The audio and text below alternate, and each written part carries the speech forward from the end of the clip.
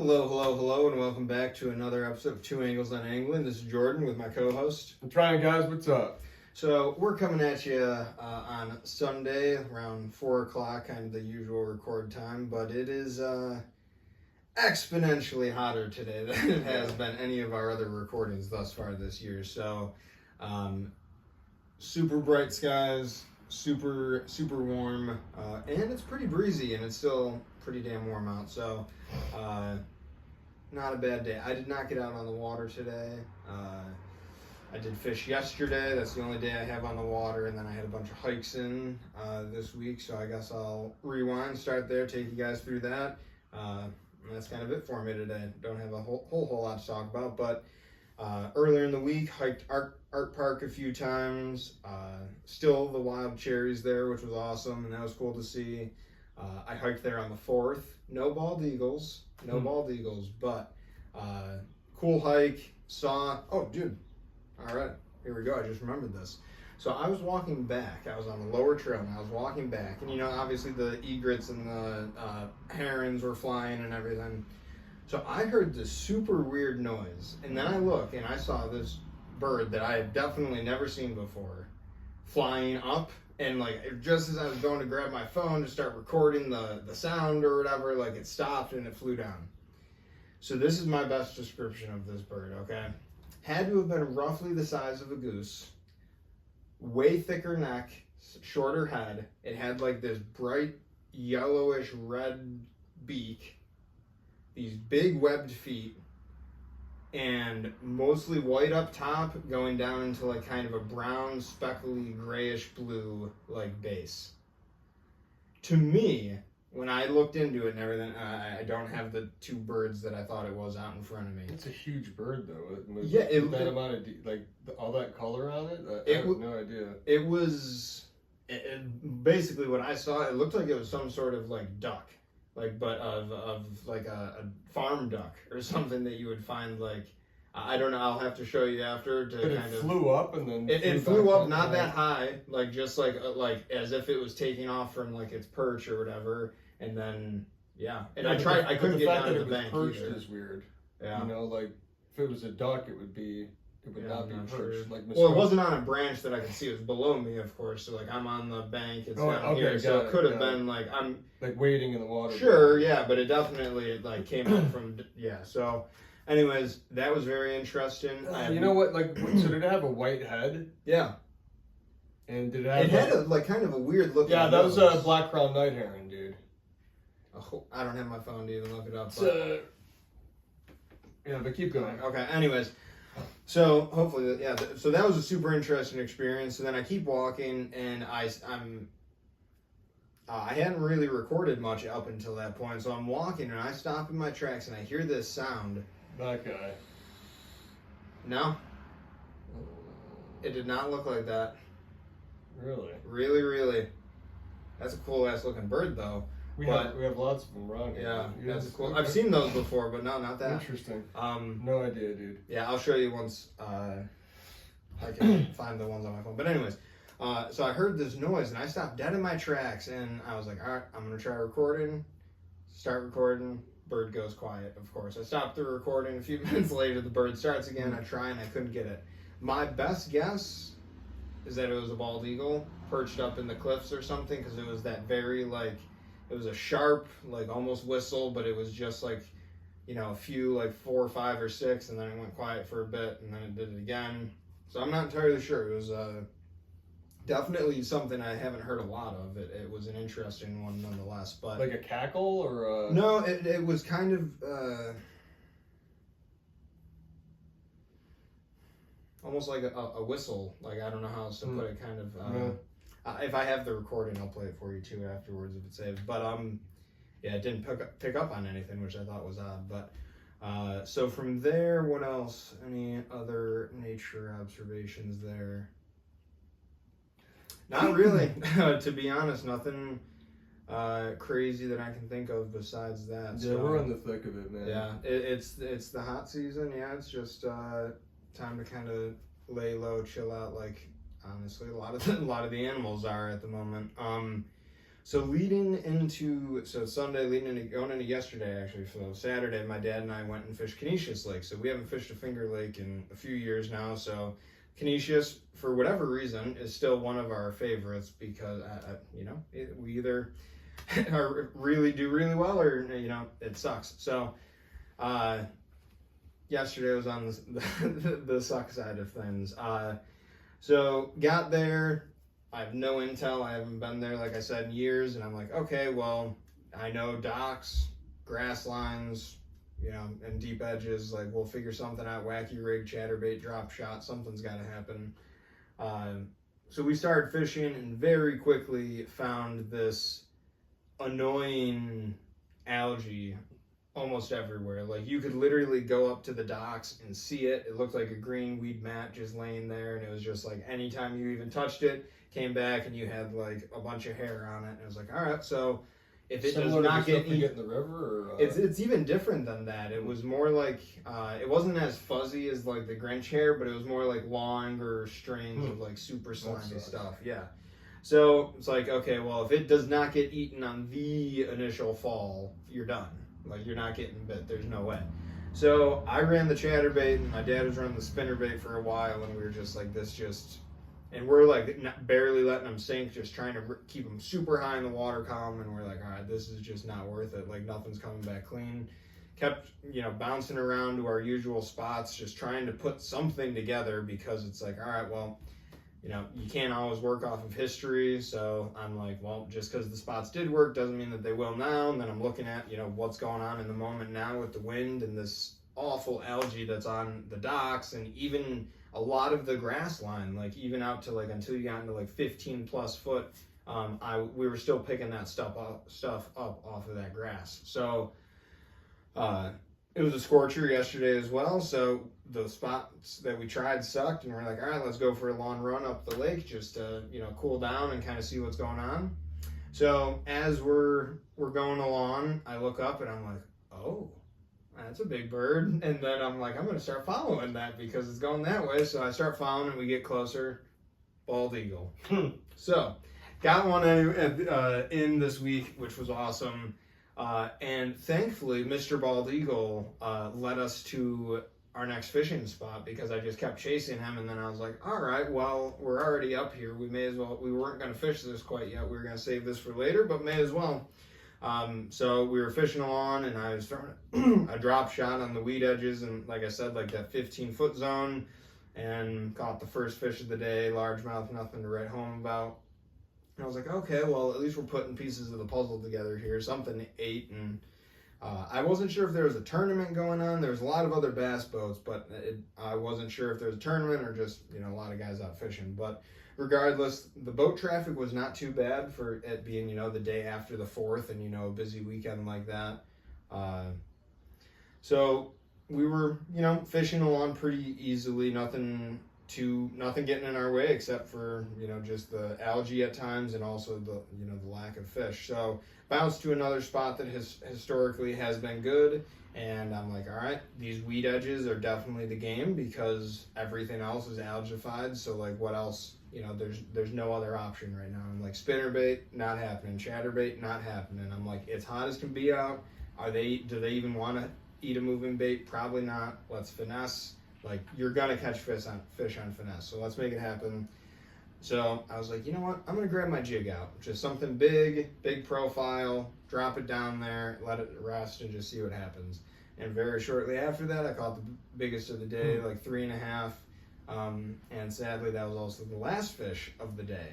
But when I caught that fish, I was like, it's all done. We've got it figured out, man. I'm like, we know what to do now for the rest of the day to catch fish.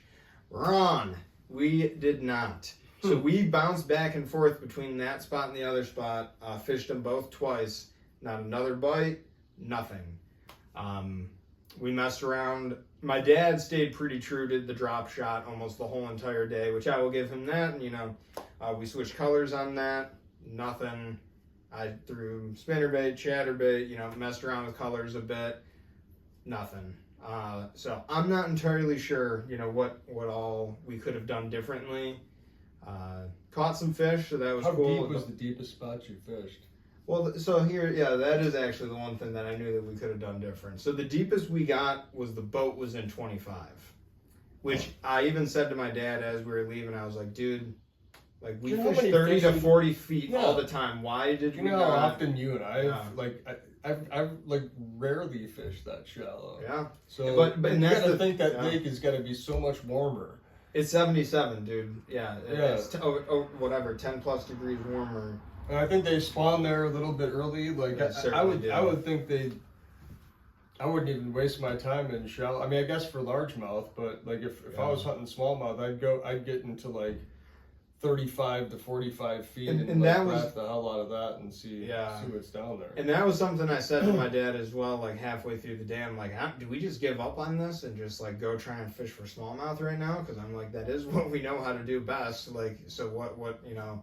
But he wanted to keep fishing for largemouth and everything. And it wasn't a super long day we were out there. I think it was only a 5-hour trip or whatever. Anyways, so it was good to get reacquainted with the lake. And yeah, I guess next time I would have gone deeper and also probably geared towards smallmouth a little bit more.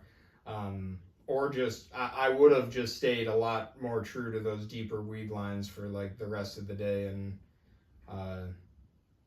seeing what happened. But it was good to get out nonetheless. Bent some rods and There's pike and tiger muskies. oh in yeah, there, yeah. But it was just slow. Yeah, we didn't have any. We saw some fish jump and everything, but it was just a slow day. But good to get out, and today's been just a nice day to recoup because it's been hot and get ready for the week ahead. But yeah, that's all I really got for the week. My article will be out soon, and maybe some more details in there if I forgot any. But yeah, how about you, brother? What's your week look I like? fished all 7 days. Little worn out. Like I've been, just because of the time of day it is. Like I've been getting up at 3:30 starting because it's just been so hot. And I did fish through the 4th of July, and just based off of. I mean, at this point, it's crowd management is a big consideration for me every day. So if I'm going to fish on weekends, I have to be out there super early, because if the weather's nice, which basically, I think when it was either Tuesday or Wednesday, we had wind, and then every day after that we've had fairly. Even today it was calm to start. Like there was a little bit of chop out there this morning, but then it died off. But what's been happening the past bunch of days is it's super calm in the morning, and then late afternoon the wind kicks up and rages for a little bit until the sun goes down, and then it dies off, and then it just does the same thing. It's done that Thursday, Friday, Saturday, and today. But the walleye bite, I've not left Buffalo. I did pretty much, I targeted walleyes every single day, and catch rates have been at the slowest 6 fish per hour. And I've gotten 24 and an hour and a half, and on some days too. And there's no rhyme or reason to it. Like every day it has its own vibe to it. So it's definitely been interesting. But the flurry always comes. When it comes like right away. Like there were days this past week where, because I normally run 6 rods, and there's so many different preferences. It's what I think is interesting about this, especially when you're fishing shallow water like this, and there's so many fish around. Like for all this week, the entire week, there were fish spread throughout the water column, and even if they weren't spread throughout the water column, they were willing to move for food. So I'd run like a mix of divers and planer boards and just long lining inline weights. And just fishing different parts of the water column from 15 feet all the way down to the bottom, and you catch fish through all of it, like every day. It's just some days you can't get all your lines into the water, you're getting bit. Like this happened numerous times this past week where I'm setting my first line out and I put it in the rod holder, and 2 seconds later it gets bit, and I have to, now they're fighting that fish, and I'm trying to get other lines in the water, and it would take me like a half an hour just to finally get everything out. And then you'll go through like a lull for a little bit, and then just boom, everything will explode again. So, but every day has been a slightly different puzzle, but it's, it's been super easy fishing. The windy days have been playing around and experimenting with different things just for efficiency. You know, I've been messing around a lot more with divers and spoons on windy days and just going a little faster. The other weird thing the phenomenon that's kicked in like full swing this week is the hex hatch in Lake Erie. If you probably won't see this in the river all that often, but if you go near the harbor, you'll see these things that look like shrimp floating on the surface. And I'm pretty sure I talked about this last year. But if you see those things like shrimp that are floating on the surface, that's the shell or the husk of Hexagenia mayfly nymph. And they're a big mayfly. I mean, they're like, the bodies are like that big, but they only hatch at night. And there's huge hatches of them though, more towards Ohio, Michigan. There's something about the soil there that they really like, because like the upper Mississippi area, like all throughout Minnesota, they get just like hex hatches that are so crazy you can't see the sky through them. Like they come up on Doppler radar, like they're just massive mayflies. And so we get hatches of them here, but I don't. It's so weird. Like just today, but guys were experiencing this the past couple of days. I just hadn't, except for today. Like a decent number of the fish that I cut open, the walleyes that I cut open, had stomachs looked like sausage casings full of Hexagenia mayfly pupa. Like they were just like, it looked like a miniature sausage. And I could take it out and cut it open and just dump like hundreds of mayflies, like just ridiculous biomass clumped together mayflies. They're just sitting there down there eating them like potato chips, and they still eat a worm harness. You know, like because it's weird. Like when a lot of the fish that I cut open around here, because you get like, you know, you're not letting walleyes go, right? You're fish, except unless they're shorter than the limit. So you're keeping everything, and you cut them open. And a lot of times these fish don't have anything in them. You know, I don't know what it is that they've been eating, you know, for the most part, like probably emerald shiners or something, but it doesn't matter. You know, like color hasn't mattered for me. It's just making sure that you know, not going super fast, and I'm staggering things throughout the strike zone, because every single day, all those things get bit. But if I start seeing that one is more dominant than the other, then I'll make some adjustments. But I always stagger, and some days I just keep the stagger because the stagger is effective. Other days I make slight tweaks and keep it going. So, been a lot of fun. I'm having a blast, just working my ass off. You know, like the 3:30 starts. Yeah, that's early. It's just me going to bed. You know, it just necessitates going to bed around 7 or 8. You know, so. I'm fade at this hour. I've been starting to fade the past few days from getting up so early, but it's been worth it, man. It's been worth it. Yeah, I'm looking forward to. It beats the heat too. Yes. Yeah. Like I'm off. Like, you know, if I start at 5:30, I'm in like 11:30 at the latest, and then, you know, at least you can get off the water before that sun really starts beating down on you.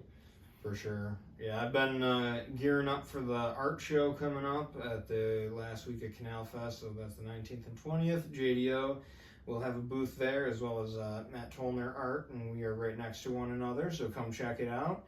Have lots of new products and lots of cool stuff available there, so I guess that's the next milestone, I guess, to get towards, and that's only a few weeks out, so prepping stuff for that and get ready. Hopefully some time fishing next weekend, but we will see. We'll see what all happens. But till then, everyone, stay hydrated, stay cool, and we'll catch you next week. Peace out.